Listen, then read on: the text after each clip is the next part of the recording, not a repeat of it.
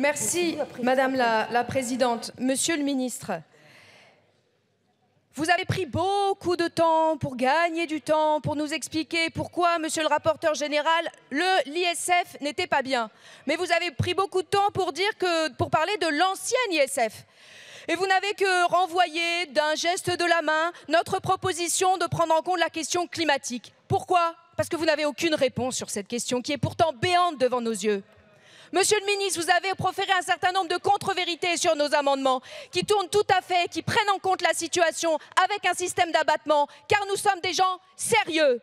Et je vous le dis aujourd'hui, nous sommes dans une situation où la majorité des Français, entendez-le, vous n'avez que ce mot à la bouche, majorité, la majorité des Françaises et des Français, la volonté du peuple, 2/3 sont favorables au rétablissement de l'ISF.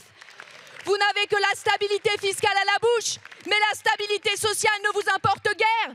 Et pourtant, votre responsabilité aujourd'hui, ce serait enfin d'entendre ce qui se passe dans la rue. Ce serait enfin d'entendre ces Françaises et ces Français qui demandent la justice fiscale.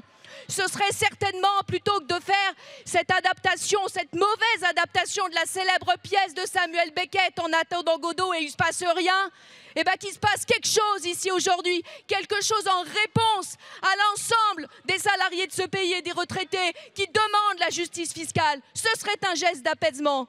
Vous en appelez sans arrêt à notre responsabilité, j'en appelle à la vôtre. Aujourd'hui, dans ce pays, on a besoin de gestes pour que vous montriez que vous entendez le peuple et vous restez totalement sourds à ses attentes.